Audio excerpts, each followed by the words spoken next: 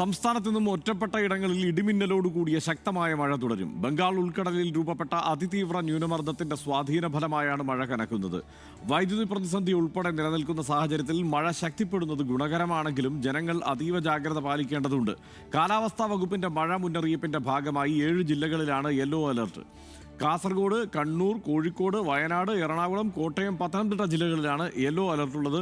മുന്നറിയിപ്പുള്ള ജില്ലകളിൽ കനത്ത മഴയ്ക്കൊപ്പം മണിക്കൂറിൽ 40 കിലോമീറ്റർ വേഗതയിൽ കാറ്റ് വീശാനും സാധ്യതയുണ്ട്. മഴയും കാറ്റും ഉള്ളപ്പോൾ പൊതുജനങ്ങൾ ജാഗ്രത പാലിക്കണമെന്ന് കേന്ദ്ര കാലാവസ്ഥാ വകുപ്പ് അറിയിച്ചിട്ടുണ്ട്. കഴിഞ്ഞ ദിവസത്തെ മുന്നറിയിപ്പ് പോലെ ഉയർന്ന തിരമാലയ്ക്കും കടലാക്രമണത്തിനും ഇന്ന് തീരപ്രദേശങ്ങളിൽ സാധ്യതയുള്ളതിനാൽ ജാഗ്രത വേണം.